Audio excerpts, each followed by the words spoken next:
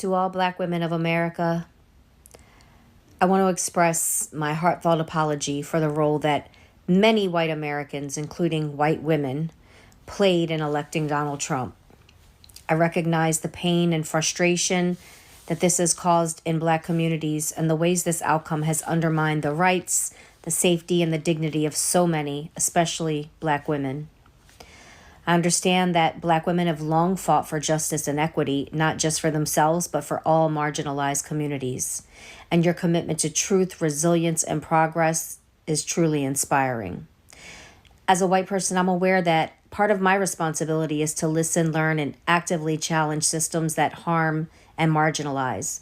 And it's clear that actions speak louder than words. I'm still committed to doing the work necessary to help build a future where all voices are heard and respected. Thank you for your continued strength and leadership. I'm committed to being an ally in creating positive, lasting changes so that we can all live equally in this country. To all of the white women who let everyone else down, check back with me in 4 years. I'm sorry for your daughters. I'm sorry for your sisters that you made a choice to vote a convicted criminal into the presidency. You complain about crime committed by people who came to this country to seek a new life, but you weren't worried about putting a criminal in office again. You must be aware that he's about to use his power to save himself and to save every insurrectionist who was sentenced as a result of the insurrection. You are truly about to see what misuse of power looks like. Hey, fellow white women who voted for Kamala, this is not our opportunity to use Black women to ask them to do the labor of providing us with comfort and alleviating our fear and anxiety over the election. We're also not going to come to Black women expecting them to give us a pat on the back and say, we know you're not one of the bad ones. You did what you could, hun. And also, it is not our place to go to Black women when they are criticizing white women. I mean, have you looked at the numbers? And to tell them, not me, it wasn't me, I'm one of the good ones. Stop putting that on Black women. Stop it. Don't do it. If you've got big feelings of fear and trepidation about the future, about our rights as women, if you have intense anger and disappointment at other white women, shame about our demographic, stop asking Black women to manage those feelings for you. You are a grown-ass woman and you get to deal with them. And then how you can turn those feelings into effective strategic action. Welcome back to another episode of A White Woman Talks About Race Because Black Women Are Tired. The comment reads, I think it would be cool if we heard this from them instead of a white woman speaking for them. And I agree. I wish we were hearing this from them, but we're not listening. And since we're not listening, you're stuck listening to me. Black women have spent years and decades and lives and centuries trying to educate us, trying to fight for us, the collective us, and we have not been listening to them. As a white woman, if I am ever caught speaking over Black women, I hope you will call me out and call me out swiftly. However, I think that there is a difference between speaking over Black women versus expecting Black women to continue to do the labor of educating us when they have been saying the same thing for decades and we haven't been listening. It is time for us to stop relying on their labor and to bring the conversation back home, to start having it amongst ourselves, to start having it within our community, and to start having it within ourselves. Because if we pay attention to what Black women have been saying, then we would recognize that blue bracelets are the same as we understand the assignment. They're the same as putting a black square on Instagram. If we've been listening to Black women, then we don't need them to step in and tell us that we're doing the same damn thing. And again, we should never speak over Black women on Black issues, but as white women, we need to be talking about white issues. And racism is a white issue. It is a white thing. We are the ones doing it. We are the ones perpetuating it. We need to start having these conversations in ways that aren't just shame circles that feel a lot like an AA meeting. We need to just be talking about it woman to woman, talking about it frankly, talking about it without immediately putting up walls of defense. Racism is a white issue. We cannot rely solely on Black women and Black educators to solve the issue of race. In fact, we can't rely on them at all because they're not the issue. We are. So we need to start relying on ourselves. We need to start taking the burden off of them to educate us and look at all of the educating that they've already done and start listening to it, start talking amongst each other about it. Because if we constantly wait for them to educate us and then we don't listen when they do, we're not moving anywhere. We're not helping anyone. We're not being the solidarity that we think we are. In the same way that we cannot solve issues of sexism and sexual assault until men start having conversations and holding each other accountable for the actions that they are doing, we cannot make any difference until we start holding each other accountable and calling others out before Black women have to get involved and call us out, right? A man does not have to wait for a woman to say, hey, that was a rape joke, that's inappropriate, for a man to step in and call it out. We understand that. So why do we think that the same is not true amongst ourselves when we're talking about race and how we inflict racism on Black women? I have known for a very long time that Black women are arming themselves with all the tools they need to be the most successful people. And to see it all come to fruition, to see it manifest in this way so quickly, it's just beautiful. And I hate to cry, but I'm just gonna kind of let it flow because I want to share something that I think I've shared before because I talk about it with people in my life a lot. But as a mortgage loan officer for almost 20 years, I had the honor and privilege of helping so many single Black women become homeowners. They all had education debt that made it more challenging for them to become a homeowner, of course. And they had bachelor's degree, they had master's, some of them PhDs, and it was just amazing to see the dedication that they had to bettering themselves and the obstacles that they overcame to do it. Many of them were single moms of multiple children.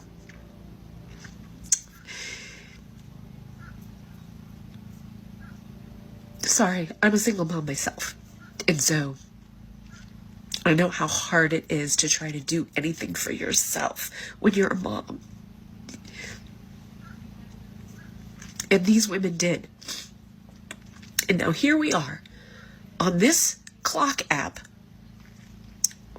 And I am witnessing the culmination and manifestation of all that hard work that I had the privilege of witnessing come together. And not only did they build all that for themselves and for their families, but they built it all and they're giving it away. While white culture and our own white families don't give anything, and our own white families don't give anything even to their own. Not even to their own. They tell their own, suck it up and figure it out. It's just amazing. Y'all are amazing. We need to take notes. White people need to take a lot of notes. I just think Black women need to lead the way, and we need to get out of the way and let them do that. I think they can turn this country around. I think they should be in way more leadership positions. I think if we actually did have a system based on merit, that our corporations and our government would be filled with Black women cracking the fucking whip. And so I hope we take notes. I hope we take notes. And I want to say I'm sorry. I want to say I'm sorry on behalf of white on all behalf of all of us. I can't even talk. This is just emotional. But I'm sorry for us. I'm sorry for centuries of us. And kudos to you. You're amazing. Like, you are. I don't want to pander to you. It seems there's something off-putting and about it, but you are. Like, you are collectively, as a whole, since I was a child, the Black women in my life. My mom had Black coworkers, and so I grew up around teachers, coaches, faculty, professional women, and you've all just been so strong and faithful. And I think this video is getting really long now, but this may warrant another video about true Christianity, like true Christians. Black women, in my experience, are far more faithful and walk like Christ than any white people do. Let's be for fucking real. Anyway, I've digressed a whole bunch. Thank you for watching if you've gotten this far. And go Panthers. Yeah, go Panthers. Peace out, y'all. Okay, white women. So now that we're feeling excluded from and kicked out of Dr. Barlow's Hillman Talk University, we're finally ready to have these conversations. I mean, okay, but it's not a good look for us that it took until we felt personally affected by all of this stuff to really take an interest. So let's talk about why we don't need to be in this particular space at this present moment learning from these Black women. Every single generation has some huge, awful, newsworthy event that really highlights how poorly Black people can be treated. And as it turns out, this is not our generation's first go around. It's only been 5 years since George Floyd was red-rummed. And at that time, we learned about the Black Lives Matter movement, which, by the way, was started by 3 Black women more than a decade ago. We went to protests and we went to marches. And at that time, Black women had some hope. They gave us reading lists and they made content for us, articles and books and videos, trying so hard through their pain and their rage and their grief to explain things to us, to help us to understand. And now, 5 years later, we have the audacity to come into their comment sections and say, we want to learn this stuff. We don't know it. How else will we learn? That's not true. All of the stuff already exists. And the real thing is, if you want to be an ally, if you truly want to be a safe person, most of the work starts in your real life, in your home, and in the community that you move in, regardless of whether there are Black people in that community or not. Because the 3 things that we need to start with in order to truly do the work have nothing to do with Black people. The first is, how do you handle emotions? Do you know what to do with hard emotions, with anger and sadness and grief and disgust and shame and guilt? Do you know what to do when other people are having those emotions? We need to be able to handle our own emotional baggage and also be able to tolerate other people's emotions. The second is to take a look at how you treat people who have less power than you, societally speaking. How do you treat retail workers, service workers? How do you treat children? What are your parenting values? What do you expect from children that you don't expect from adults? And why is that justifiable? And then lastly, how do you allow yourself to be treated by people who have more power than you, societally speaking? Some examples of these could be your father, your brother, your boss, a teacher, a politician, a religious leader. Do you know how to stand up for yourself? Do you know how to set and maintain boundaries? Because until we can do all of those things, any allyship, no matter how many books we've read, will always be performative. And these are the things we have to tackle within our own homes, our own communities, before we can even be able to meet Black women at the level that they are and speak intelligently about these things. So go do some Googling. We have the internet. All of the information is already there. We don't need to be here. I pray to God that this does not come off as offensive to anybody, because I mean this with the utmost love and respect from the bottom of my whole entire heart. But when a Black woman calls me baby, there is so much, what kind of magic are you putting in there? Because that shit hits harder than crack. Every single time, every encounter in my life that I have had with a Black woman where she calls me baby, I have never felt more loved and supported in my entire life. I feel almost imprinted on. Like, are you my mother? I will go to the ends of the earth for that woman. Okay, ride or die, because it may have just been a very quick one-time encounter for her, but for me, you don't understand. We're like this. How, call me, beat me if you gotta reach me, because I will do whatever. How can I be of service? Do you need a ride to church? Let me make reparations for my people, because I love you. And I don't know what it is, but goddamn, there's something so special about it. It's magic. I want to have that effect on people. That is beautiful. And I love you. And that's it. I don't know. I have never felt more safe and secure in my life. I love you.